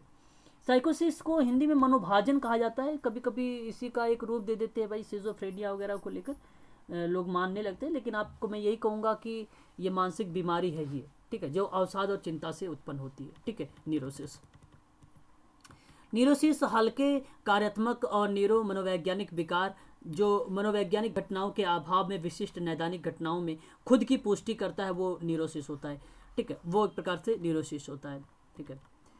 आगे अगर हम बात करते हैं यहाँ पे साइकोसिस के बारे में थोड़ा सा, साइकोसिस को अगर मैं बात करूँ तो इसको हम बोलेंगे, हम सभी लोग मनस्ताप बोलेंगे। इसी का नाम है मनोविक्षिप्त बोलेंगे, इसी का नाम है साइकोसिस ही बोलेंगे। या आप ये कह लीजिए कि मन की एक अपसामान्य दशा है जिसमें मन यह तय नहीं कर पाता है कि क्या वास्तविक है और क्या अवास्तविक है ना, ऐसी चीज़ें है ना, क्या वास्तविक है क्या अवास्तविक है, इसको हम बोलते हैं। तो मनस्ताप बारे में बात किया जाए या मनोविक्षिप्तता के बारे में बात की जाए तो ये बेसिकली दो टाइप के होते हैं। ध्यान रखिएगा, इसका दो टाइप होता है। मैं आपको बताना चाहूँगा, एक नोट करिएगा कॉपी पे, शरीरजन्य, एक को बोलेंगे शरीरजन्य, ठीक है। ध्यान से सुनते चलिए, मैं जितना भी चीज़ें बता रहा हूँ आप लोगों के लिए बहुत ही कीमती समय आप सबको आज दे रहा हूँ, ठीक है, ध्यान रखिएगा। और एक को बोला जाता है मनोजन्य के बारे में, ठीक है, ढंग से पढ़िएगा अच्छे से, ठीक है।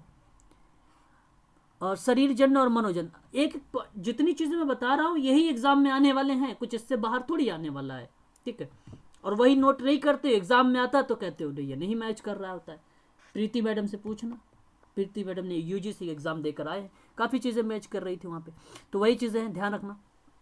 तो देखो, जो शरीरजन्य मनोविक्षिप्तता होता है, अगर हम इसके बारे में बात करें ना, तो ये एक वंशानुक्रम होता है। और ये वंशानुक्रम परंपरा के कारण जैसे एक पीढ़ी दर पीढ़ी हस्तांतरित होता है। ये बीमारी पैतृक और मातृक दोनों ही पक्षों में एक सुदूर पूर्वजों के वंशानुक्रम हस्तांतरण के द्वारा ये हो सकता है, या किसी विशेष प्रकार के रोग के कारण जीन की क्षति हो जाती है और या क्षतिग्रस्त जीन नए जीन का निर्माण करते हैं, जो शरीरजन्य मनोविक्षिप्तता का एक मुख्य कारण के रूप में हम देख लेते हैं। तो उसका एक रूप दे देते हैं कि भाई ये जो शरीरजन्य का बीमारी है ये पीढ़ी दर पीढ़ी हस्तांतरित होती है, जो मातृत्व एवं पैतृक दोनों पक्षों में या पूर्वजों के वंशानुक्रम के रूप में हस्तांतरित होती है और एक नया जीन का निर्माण कर देता है। ये शरीरजन्य का रूप हो जाता है।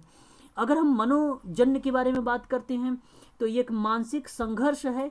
यह मनोविक्षिप्तता वंशानुक्रम के द्वारा नहीं होता है, बल्कि व्यक्ति विशेष के स्वयं के मानसिक संघर्ष का परिणाम होता है, तो वह एक प्रकार का मनोजन्य कहलाता है। तो ये एक प्रकार का जो है साइकोसिस का पार्ट बन जाता है। तो ये एक मानसिक, अगर हम बात करते हैं तो आप इसका रूप दे देते हैं कि भाई मानसिक बीमारी या मानसिक इलनेस से संबंधित है ये चीज़ें, है ना। तो इसको आप लोग कह सकते हैं। तो यहाँ पे मैं दोनों शब्दों का आप ध्यान रखिएगा, ये जो दो शब्द मैंने आपको बताया है। बाकी अगर यहाँ पे लक्षण देखें तो ये इनके जो लक्षण होते हैं, बातचीत भाषण में एकरूपता का ना होना, किसी परिस्थिति के अनुरूप जो व्यवहार का होना चाहिए उसके अलग व्यवहार, उसके अलावा नींद ना आने की समस्या, समाज में दूर रहने की प्रवृत्ति, अभिप्रेरणा की कमी, अपने दैनिक क्रियाकलापों में करने की कठिनाई का आना आदि जैसे अन्य लक्षण जो होते हैं वो एक प्रकार से साइकोसिस को ही रिप्रेजेंट करते हैं, ठीक है। तो इस चीज़ का आप लोग खासकर ध्यान रखेंगे, ठीक है। आगे अगर हम बात करते हैं, ठीक है, वही है, देखिए यहाँ पे देखिए मनोविक्षिप्तता पागलपन दोनों शब्द जो है असाधारण मनोदशा का बोधक होता है। वही चीज़ें हैं यहाँ पे, मैंने जो चीज़ें लिखा हुआ है वही सारी चीज़ें यहाँ पर डाली गई हैं, है ना। आगे बढ़ते हैं इसी क्रम में हम लोग। अच्छा देखिए, मैंने अभी आपको बताया भी था कि मनोविक्षिप्तता के दो रीजंस होते हैं बेसिकली। देखिए, एक शरीरजन्य है, एक मनोजन्य है ना। तो ये आप सभी लोग ध्यान रखिएगा। देखिए यहाँ पे मैंने बताया भी है, पैतृक परंपरा को लेकर, मातृत्व परंपरा को लेकर। देखिए पीढ़ी दर पीढ़ी, मैंने बोला भी था आपको कि एक नए जीन का जहाँ पे निर्माण होने लगता है, तो नए शरीर का निर्माण होने लगता है फिर, तो वह एक प्रकार से रीज़न के रूप में आता है, शरीरजन्य के रूप में। ठीक है, यहाँ पे आपको इस तरीके से मिल जाएगा। और एक अगर हम बात कर रहे हैं मनोजन्य के बारे में, तो मैंने अभी बताया कि मानसिक संघर्ष होता है ना। और ये मानसिक संघर्ष के अंतर्गत जो चीज़ें देख रहे होते हैं, और ये मनोजन्य मनोविक्षिप्तता का रूप मिलता है हमें देखने को। ठीक है, तो यह एक व्यक्ति विशेष स्वयं के मानसिक संघर्ष का परिणाम माना जाता है। ठीक है, याद रखेंगे, उसके परिणाम को माना जाता है। ठीक, आगे बढ़ते हैं। आप लोग बताते भी रहिए, कोई दिक्कत तो नहीं हो रही ना आप लोगों को? बताएं बताएं। No sir. चलो अच्छी बात। अगर आप ये शब्द को समझिए, बस ट्रेडिशनल शब्द जो मैं आप लोगों को बता रहा हूँ, इन शब्दों को समझिए। अभी प्रश्न भी करवाऊंगा कुछ आप लोगों से। मनोविक्षिप्तता का उपचार के बारे में अगर हम बात करें, तो इसके ट्रीटमेंट के बारे में, इसका ट्रीटमेंट क्या हो सकता है ना। तो मनोविक्षिप्तता अशांत मानसिक रोगों में गिनी गई है। और जब उपर्युक्त, अगर आप लोगों ने देखा भी, उसके कई मनोविक्षिप्तता के ग्रस्त होने से संबंध में, कि एक भाई मानसिक संघर्ष का परिणाम बताया जा रहा है, दूसरी तरफ एक नए जीन का निर्माण को बताया जा रहा है। तो ऐसी कंडीशन पर क्या हम उसको क्या करेंगे, तो उसे हम मानसिक चिकित्सालयों में रखना आवश्यक समझेंगे, या आवश्यक होता है। चिकित्सालय से बाहर रहने पर मनोविक्षिप्तता दूसरों को नुकसान पहुंचा सकता है। सामान्य जनता में उन्हें अलग रहना आवश्यक होता है। चिकित्सालयों में उनका उपचार प्रायः नींद लाने वाली दवाइयाँ अथवा बेहोशी लाने वाली इंजेक्शंस के द्वारा किया जाता है। और अगर हम बात करें 30-40 वर्षों में बिजली के झटके के द्वारा इनका उपचार भी किया जाता है। इन सभी प्रकार के उपचारों के कुछ विचित्रताओं का लाभ भी होता है। तो कहने का मतलब एक प्रकार से ट्रीटमेंट है ना, ये ट्रीटमेंट है। बट आप सोशल वर्कर हैं, आप ऐसा नहीं करेंगे कि आप उसे बिजली का झटके देंगे, ठीक है, उसको नींद लेने के लिए दवा देंगे। हाँ, आप उसको रेफ़र करेंगे, है ना, आप उसको रेफ़र करेंगे, क्योंकि आपको पता है ना कि मनोविक्षिप्तता क्या है। और जब आप बताएंगे भाई आप उस डॉक्टर वो आगे की प्रक्रिया जो है वो करेगा, उसके लिए क्या उचित है क्या उचित नहीं है ना, क्या लेना चाहिए क्या नहीं लेना चाहिए, ये डॉक्टर बताएगा, आप नहीं बताओगे। आप सिर्फ असेसमेंट किया, आपने आइडेंटिफाई किया है कि भाई ये बीमारी है, उसके अंतर्गत ये चीज़ें, उसको ये चीज़ें लक्षण देखने को मिला, तो चलो भैया आप वहाँ पे जाइए, उनसे चेक करवाइए।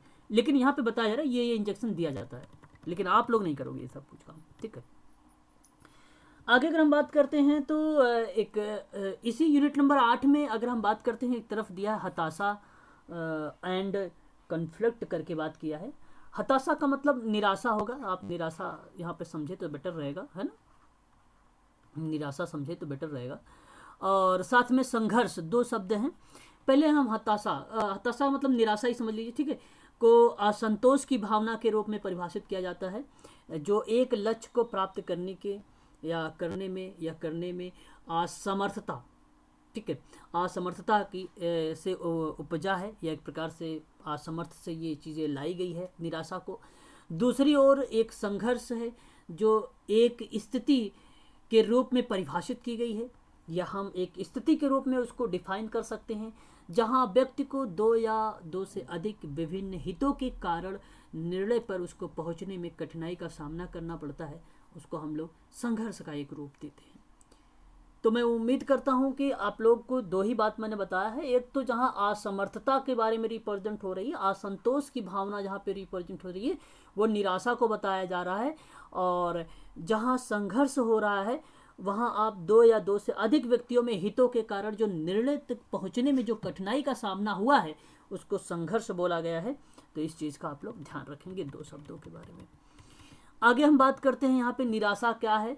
तो निराशा को इस प्रकार समझा जा सकता है कि असंतोष की भावना जो एक लक्ष्य को प्राप्त करने के लिए किसी व्यक्ति की अक्षमता की उपजी है। उदाहरण के तौर पे कल्पना करें कि आप परीक्षा पास करने के लिए कड़ी मेहनत करते हैं, यद्यपि आपने यथासंभव परिश्रम किया, फिर भी आप परीक्षा में असफल हो जाते हैं, तो ऐसे उदाहरण में अगर आप देख रहे हैं तो आप निराश महसूस होते हैं, तो इसे किसी भी अन्य भावना की तरह या एक सामान्य भावनात्मक प्रतिक्रिया के रूप में देखा जा सकता है, जिसे आप अगर हम बात करें, आप हार की सूरत में महसूस करते हैं। व्यक्ति गुस्से, चोट, शक्तिहीनता जैसी मिश्रित भावनाओं का अनुभव करने लगता है, तो वह एक प्रकार का निराशा होता है। तो इसको हम लोग निराशा बहुत ही आसानी से समझ गए होंगे, है ना, इसको हम लोग निराशा कहते हैं। आगे अगर हम बात करते हैं तो और भी चीज़ें हैं, यहाँ पे देख सकते हैं कि मनोवैज्ञानिकों के अनुसार बताया गया कि 2 प्रकार के कारकों के कारण जो है निराशा हो सकती है। एक आंतरिक कारण हो सकता है और एक बाह्य कारण हो सकता है। और आंतरिक कारक वो होते हैं जो व्यक्ति के भीतर से एक स्टेम करते हैं, जैसे कि व्यक्तिगत कमजोरियाँ, आत्मविश्वास के मुद्दे, व्यक्तिगत दुविधाएं वगैरह जो आती हैं, वो आंतरिक कारक हो जाता है। बाहरी कारक उन लोगों को संदर्भित में ले लिया जाता है जहां पर व्यक्ति के बाहर, जैसे कि काम करने की स्थिति, सहकारी कार्यकर्ता, समय सीमा आदि जैसी प्रतिक्रिया जो होती है, जहाँ पे आप एक टीम वर्क के रूप में, एक समूह कार्य के रूप में जब कार्य करते हैं, तो एक बाहरी कारक के रूप में आता है। ठीक है, याद रखेंगे, जहाँ व्यक्तिगत चीज़ों को लेकर बात किया जाता है वो आंतरिक कारक के रूप में आता है, जहाँ पे आत्मविश्वास, व्यक्तिगत दुविधाएं जो चीज़ें आती हैं वो आपका आंतरिक कारक के अंतर्गत देखने को मिलता है। ठीक है, आगे अगर हम बात करते हैं तो हमारा एक और पॉइंट है संघर्ष। संघर्ष अगर आपसे पूछा जाए, पहले तो मेरा सवाल है आप सभी से कि आप मुझे बताएं संघर्ष का सिद्धांत किसने दिया है। बताएं जरा एक बार, द्वंद्वात्मक का सिद्धांत किसने दिया है या संघर्ष का सिद्धांत किसने दिया है। मैं आप सबसे पूछ रहा हूं, एक बार मुझे कंफर्म करें, बताएं। सो तो नहीं गए क्या आप लोग? हैं, पढ़ते पढ़ते सो जाते हो? अरे भाई, संघर्ष का सिद्धांत बताइए जरा, संघर्ष का सिद्धांत, द्वंद्वात्मक सिद्धांत किसने दिया है? No, Karl Marx. आप कितना जल्दी भूल जाते हो? कार्ल मार्क्स ने ही दिया ना संघर्ष का सिद्धांत। प्लीज़ पढ़ा करें, नहीं अगर ऐसी तैयारी रही तो कैसे मज़ा आएगा भाई। सोशल वर्क की मैंने बहुत सारे वीडियोस अपलोड कर रखा है, देखा करें। एक दिन में कम से कम एक ही वीडियो देखें, स्किप करके देखें, स्पीड थोड़ा सा बढ़ा के देखें, लेकिन ज़रूर देखें। बहुत सरल क्वेश्चन पूछा मैंने और आप लोगों को किसी ने जवाब नहीं दिया। तो यह संघर्ष जो है इसके बारे में पूछा गया है आपके सिलेबस में। तो एक संघर्ष के रूप में परिभाषित किया जाना एक ऐसी स्थिति है जहां 2 या 2 से अधिक लोग अलग अलग हितों के कारण व्यक्ति के निर्णय लेने में कठिनाई का सामना करते हैं, उसको हम लोग बोलते हैं संघर्ष। तो जैसे लाइक एक छात्र की कल्पना करें जिसे अपने भविष्य के बारे में संदेह है और वह नहीं जानता है कि विश्वविद्यालय में प्रवेश करना है और अपनी उच्च शिक्षा के पीछे या उसका पीछा करना है, और फिर भी वित्तीय का मतलब होता है आर्थिक कठिनाइयों के कारण काम करना शुरू कर देता है। तो ऐसी स्थिति जो व्यक्ति के भीतर पैदा हो रही है वो संघर्ष हो रहा है। आप लोगों के साथ भी हुआ होगा, आप लोगों के घर में भी हुआ। संघर्ष क्या होता है भाई? संघर्ष यही होता है, कोई विपत्ति अगर आपके सामने आ गई है, कोई कठिनाई आपके सामने आ गई, उस कठिनाई से आप बाहर निकलना चाहते हैं, तो वो निकलेंगे कैसे? जब तक आप संघर्ष नहीं करेंगे। तो संघर्ष उसी का नाम होता है। ठीक, उसी को हम लोग बोलते हैं संघर्ष। तो ऐसी स्थिति व्यक्ति के भीतर संघर्ष पैदा करती है, जिसमें से एक भावनात्मक स्थिति के रूप में देखा जा सकता है, जहाँ एक व्यक्ति दुविधा में भी हो सकता है। ठीक, तो ये चीज़ें संघर्ष के रूप में देखने को मिल जाता है हमें। ठीक है, टकराव वही चीज़ें हैं, संघर्ष को ही रिप्रेजेंट करता है। ठीक है, और भी थोड़ा सा देखते हैं क्या चीज़ें हैं। बाकी यहाँ देखिए कुछ अंतरों के बारे में भी चर्चा किया गया था, है ना। तो आप यहाँ पे देख सकते हैं आंतरिक संघर्ष और हताशा के बारे में, और जहाँ पे भावनात्मक संघर्ष और आंतरिक संघर्ष या फिर भावनात्मक संघर्ष जो व्यक्ति के भीतर होते हैं उसे निराशा पैदा कर सकता है। ठीक है, तो ये एक प्रकार के आंतरिक संघर्ष और हताशा का रूप ले लेता है। मैं थोड़ा सा आप लोगों से अब क्वेश्चंस करूँगा। ठीक है, क्या आप सभी लोग के लिए क्वेश्चन नंबर हमारे सामने 32 है, और प्रश्न है कि मानसिक स्वास्थ्य से तात्पर्य किसकी संपन्नता से होता है। तो आपके सामने देखिए भावना भी है, समाज भी है, मन भी है, सभी है। तो मानसिक स्वास्थ्य से तात्पर्य किसकी संपन्नता से होगा? प्रश्न देखो सिंपल है ना। और यहाँ पे डी देखो, वहाँ आपको समझना है मानसिक स्वास्थ्य में तो मन भी इन्वॉल्व होगा, भावना भी इन्वॉल्व होगी, समाज भी इन्वॉल्व होगा, तभी तो होगा, इसलिए डी कहोगे। तो प्रश्न को तोड़ दो, उसको तोड़ के समझो तो समझ में आ जाएगा। ऑप्शन नंबर डी करेक्ट हो जाएगा। इससे पहले के क्वेश्चंस मैंने अलग से आपको यूनिट नंबर 9 में भी जोड़ा है। ठीक है, आप उसकी टेंशन ना ले, यूनिट नंबर 9 जब करवाऊंगा तो उसमें मैंने इन्वॉल्व किया है। यूनिट नंबर हम 8 कर रहे हैं, है ना। अस्वस्थ मानसिक स्थिति में कि व्यक्ति का अपने व्यवहार से प्रभाव पड़ता है उस संबंधों पर, व्यवसायिक परिदृश्यों पर, ए, बी से या इनमें से कोई नहीं। बताएं। Option number C. अगर आप यहाँ पे ऑप्शन नंबर सी के कह रहे हैं संबंधों पर भी पड़ रहा है, व्यवसायिक परिदृश्यों में भी पड़ रहा है, तो फिर ठीक है, यही सही जवाब है। देखिए क्वेश्चन नंबर 34 कि मानसिक विकार का प्रमुख कारण क्या हो सकता है। बौद्धिक दिव्यांगता, अवसाद, देखो ये सबके बारे में आपको पता है, नशीली पदार्थों, नशीली दवाओं का सेवन, और इनमें से सभी। हाँ वेरी गुड। यहाँ पे अगर आपने जवाब दिया है ऑप्शन नंबर डी को तो बहुत बढ़िया दिया है आपने, ठीक है। अब देखिए महामारी विज्ञान से संबंधित है ये थोड़ा सा, ठीक है। तो महामारी विज्ञान किससे संबंधित हो सकता है? क्वेश्चन नंबर हमारे सामने 35 है। अगर हम महामारी के बारे में बात कर रहे हैं तो रोगों की पहचान करने से होगा कि नहीं होगा, बताएं। होना चाहिए, होना चाहिए नहीं होना चाहिए? हाँ होना चाहिए, वेरी गुड। अगर हम बात करें रोगों के कारणों को चिन्हित करता है तो होना चाहिए, बिल्कुल सही है। रोगियों के प्रबंधन का मार्गदर्शन करने में बिल्कुल महामारी विज्ञान होता है, तो ये भी हमें ध्यान रखना होगा। हाँ ऑप्शन नंबर यहाँ पे डी हो जाएगा, महामारी विज्ञान। देखिए एक होता है हेतु विज्ञान, कोई जानता है हेतु विज्ञान? बताएं, कोई भी व्यक्ति अगर जानता हो। इसी को हम लोग बोलते हैं हेतुकी, हेतुकी बोलते हैं। अच्छा हिंदी इतना मिल जाती है। अच्छा मैं थोड़ा सा अभी इसको इंग्लिश में बता देता हूँ। एटियोलॉजी जानते हैं? एटियोलॉजी अब तो बता सकते हो एटियोलॉजी? चलो नहीं पता कोई बात नहीं, बताता हूँ। देखिए एटियोलॉजी बेसिकली ना एक बीमारी के कारणों का अध्ययन करता है। एक शब्द याद रखिएगा, रोगों के कारणों को अध्ययन करता है एटियोलॉजी। इस चीज का आप खास कर ध्यान रखेंगे, सभी लोग गलती मत करिएगा, ठीक है। बस एक लाइन। चलिए आगे बढ़ते हैं। यहाँ पे ऑप्शन नंबर डी बोला है आपने, सही जवाब। और आगे अगर बात करते हैं महामारी विज्ञान में पाया जाता है आंकड़ों के द्वारा क्या भाई? नैदानिक निष्कर्ष पाया जाता है, डेटा संग्रहण पाया जाता है, निवारण का स्वास्थ्य या स्वास्थ्य देखभाल, या सभी? क्या होगा? प्रश्न इजी लग रहे हैं आप लोगों को, है ना? ऐसे ही प्रश्न आने वाले, इससे टफ क्या प्रश्न बनाएगा आप लोगों से? 36। हाँ आपने डी बताया, वेरी गुड, यही आपका सही जवाब हो जाएगा। तो आपने जो मुझे बताया है कि महामारी विज्ञान के अंतर्गत जो आंकड़े देखने को हमें मिलता है, तो वहाँ पे जो है नैदानिक निष्कर्ष भी मिलता है हमें, ठीक है, और डेटा संग्रहण भी मिलता है, निवारक स्वास्थ्य देखभाल मिलता है, सभी। अब देखो महामारी विज्ञान को जानते हैं क्या बोला जाता है? ये जो है एपिडोमोलॉजी बोला जाता है। क्या बोला जाता है? एपिडो लिखिए आप लोग, एपिडोमोलॉजी बोला जाता है, ठीक है, एपिडोमोलॉजी बोला जाता है। और इसमें अगर मैं बात करूं आपसे, मानव जनसंख्या के संदर्भ में इसको प्रयोग किया जाता है।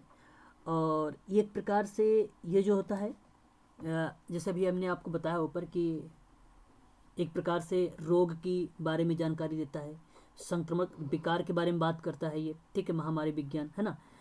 बीमारी को रोकने के लिए, रणनीति के लिए, योजना बनाने में, मूल्यांकन करने के लिए की अहम भूमिका होती है। रोगियों के प्रबंधन के लिए मार्गदर्शन के रूप में एक अहम भूमिका होती है। बीमारी से पहले ही विकृति के रूप ले चुकी होती है तो उसके बारे में अध्ययन की जो प्रक्रिया होती है वो महामारी विज्ञान के ही अंतर्गत देखने को मिलती है हमें, ठीक है। तो ये सारे शब्द जो हैं ध्यान रखिएगा। महामारी विज्ञान को पहली बार जो है 1802 में प्रयोग में लाया गया था। कब? 1802 में। हाँ 1802 में लाया गया था। महामारी विज्ञान का अध्ययन किया गया था। एक स्पेनिश चिकित्सक थे, उनका नाम था विल्बा। उनका क्या नाम था? विल्बा। मैं नाम भी बता देता हूँ, लिख लीजिएगा अपनी कॉपी पर आप सभी लोग, है ना, विल्बा, ठीक है, विल्बा, ठीक है। तो ये ध्यान रखिएगा।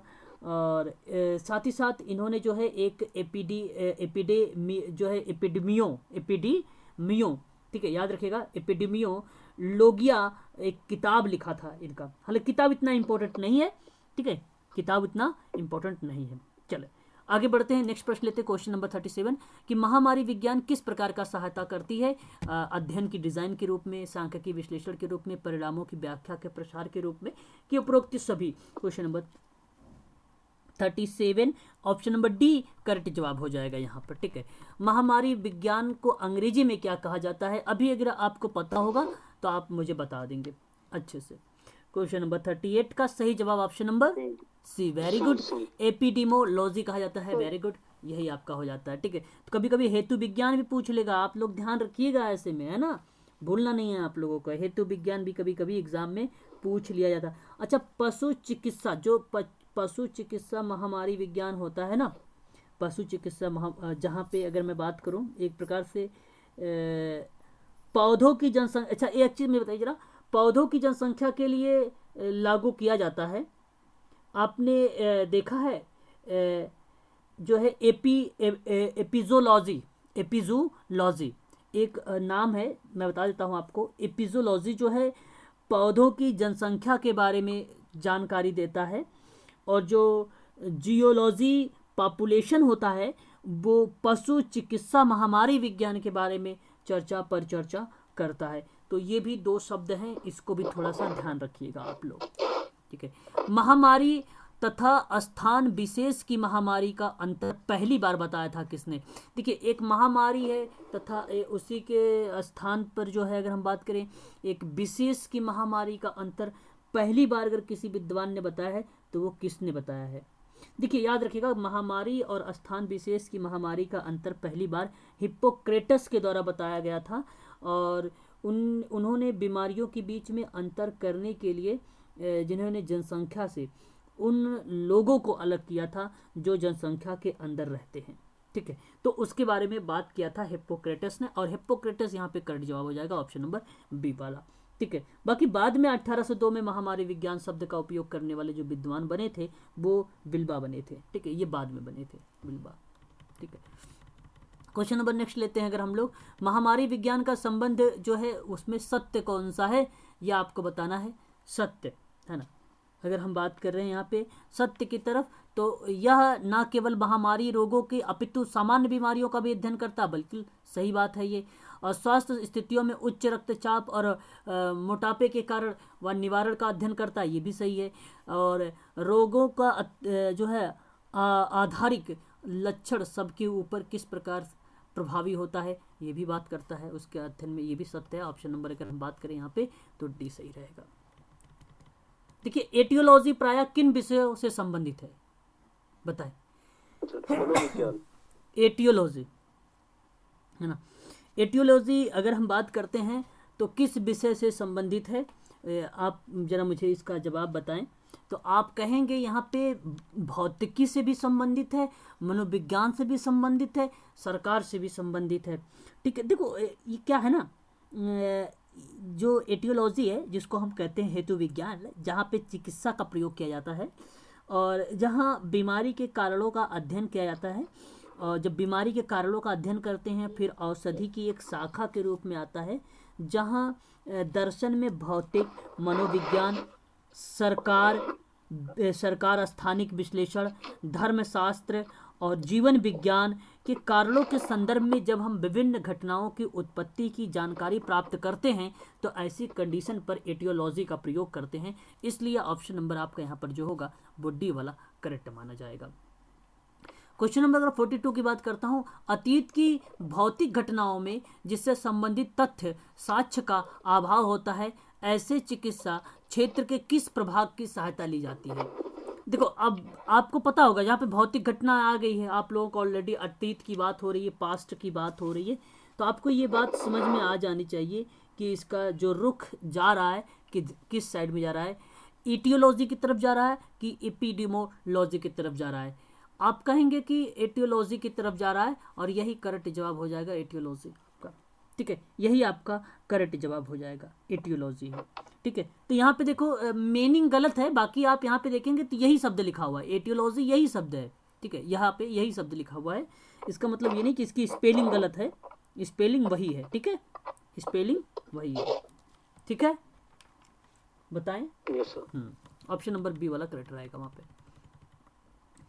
प्राचीन समय में किस महामारी के स्थान विशेष का विनाश हुआ है, इसका ज्ञान हुआ है या ज्ञान किया जाता है? मतलब देखिए, अब यहाँ पे प्राचीन समय में किस महामारी से स्थान विशेष का विनाश। स्थान विशेष का मतलब समझते हैं आप लोग, सरकार स्थानिक विश्लेषक की बात करता है स्थान विशेष में।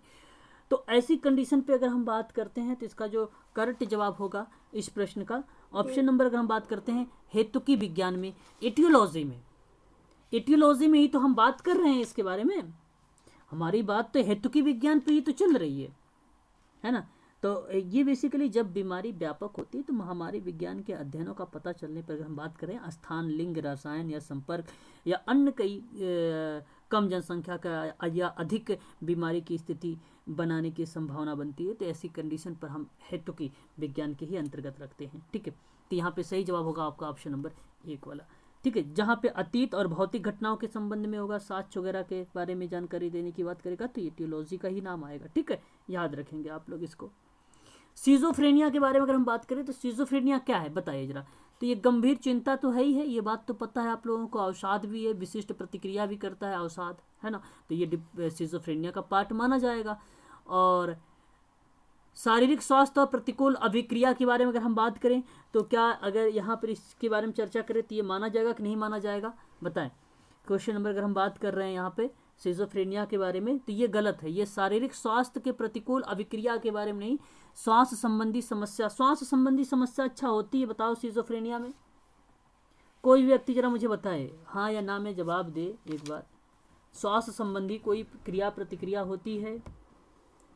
देखो इस बात से तो मैं सहमत हूँ और आप भी सहमत रहिएगा सभी लोग की गंभीर चिंता व अवसाद की एक विशिष्ट प्रतिक्रिया है, इसलिए आपका यहाँ पे जो करेक्ट जवाब होने वाला है केवल ऑप्शन नंबर 1 ही होगा आपका यहाँ पे सही जवाब। ठीक है, ऑप्शन ए ही सही जवाब होगा। अब एक प्रश्न और देखिए जरा यहाँ पे समझिएगा। ठीक है, यहाँ पे देखिएगा जिसे व्यक्ति के प्रारंभिक जीवन में कभी कभी मानसिक आघात लगते हैं जो उसके भावी जीवन के संपूर्ण व्यक्तित्व और संवेगात्मक विकास को विकृत करते हैं। यह किसके लक्षण से उत्पन्न करता है? सिजोफ्रेनिया होगा या मनोभाजन होगा, ए और बी होगा कि आपका यहाँ पर मनोवृत्ति का परिवर्तन होगा? बताएं प्लीज, इसका जवाब बताएं। ए और बी। यहाँ पर आपका जो जवाब आया है क्वेश्चन नंबर 45 का कि सिजोफ्रेनिया और मनोभाजन, मैंने इसका तो कोई हिंदी बना दिया, इसने इसी का हिंदी एक प्रकार से बना दिया। ऑप्शन नंबर अगर मैं बात करता हूँ यहाँ पर आपने सही बताया मुझे, ए और बी, सी वाला करेक्ट जवाब हो जाएगा। संवेगात्मक रूप से अगर देखा जाए तो हम पाते हैं कि मानव की डैश अत्यंत तनाव और संघर्ष की अवस्था होती है। तो जरा आप मुझे बताएं, तनाव और संघर्ष की अत्यंत अवस्था जो है अवस्था होती है, परंतु पॉइंट ऑफ व्यू है उसका संवेगात्मक रूप। तो जरा मुझे बताइए क्या यह युवावस्था में है, प्रौढ़ावस्था में है, किशोरावस्था में है, बाल्यावस्था में है? जी सर किशोरावस्था। वेरी गुड, यही आपका करेक्ट जवाब हो जाएगा, किशोरावस्था में है ये। तो प्रश्न आपको समझ कर जवाब देना है। बाकी संघर्ष तनाव को लेकर देखो यहाँ पे कोई ऐसे नहीं कि फैक्ट के रूप में पूछ लिया गया, आपने कॉमन सेंस का भी प्रयोग करेंगे तो भी प्रश्न देखिए यहाँ पे एक पॉजिटिव की तरफ जरा कि संवेगात्मक रूप जो देखा जाता है बेसिकली ज़्यादा से ज़्यादा तो उस किशोरावस्था में ही देखा जाता है। दूषित प्रौढ़ावस्था का एक प्रमुख कारण बताइए। देखिए हालांकि अगर हम बात करें मानसिक प्रारंभिक आघात भी एक प्रकार के जो है सिजोफ्रेनिया का कारण है ना, सिजोफ्रेनिया का कारण है, सॉरी कारण नहीं प्रकार है। और उसी तरीके से अगर हम बात करते हैं दूषित प्रौढ़ावस्था, दोषपूर्ण किशोरावस्था, ये एक प्रकार से आपका ना मनोभाजन का क्या होगा, प्रकार होगा।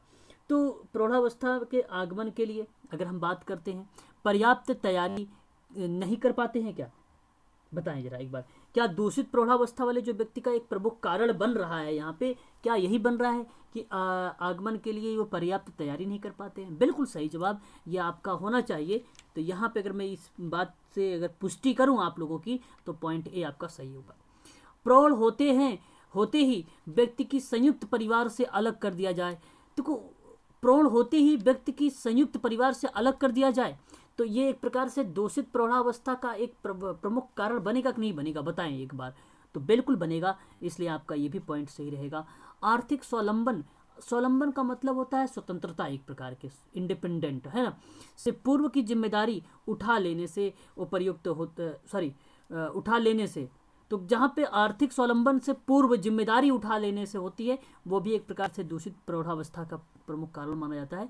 और उपरोक्त सभी आपका यहाँ पे करेक्ट जवाब हो जाएगा, ऑप्शन नंबर डी। एक लास्ट प्रश्न कर लीजिए, कल मैं आप लोगों से और भी प्रश्न इसमें हैं, अभी आपको सम्मिलित वाले प्रश्न मिलेंगे, अभी कथन वाले प्रश्न मिलेंगे, ठीक है। थोड़ा सा इसको देखे रहिए, आप लोग देख लीजिए एक बार लास्ट क्वेश्चन इसे भी। समाज में किसी व्यक्ति को मानसिक रोग उत्पन्न होने के लिए क्या उत्तरदायी होता है? संस्कृति होती है, संगठन होता है, परंपरा होती है, केवल एक, केवल दो, एक और तीन, तीनों। बताएं क्या होती है समाज में किसी व्यक्ति की मानसिक रोग उत्पन्न होने के लिए उत्तरदायी? प्लीज बताएं आप। D is the right answer. यहाँ पे हाँ थर्ड करेक्ट जवाब हो जाएगा, ऑप्शन नंबर डी, ठीक है। तो ये देखिए ये सारे क्वेश्चंस हैं मैंने ले रखे हैं आप सभी के लिए, है ना। अभी यहाँ पे देखिए सिजोफ्रेनिया से संबंधित और भी प्रश्न है ना। अच्छा कल मैं सोच रहा हूँ आप लोगों से कि कल आप सबका मैं कराऊंगा यूनिट नंबर 9, ठीक है भाई। कल यूनिट नंबर 9 करा देता हूँ और 9 समाप्त होते ही, क्योंकि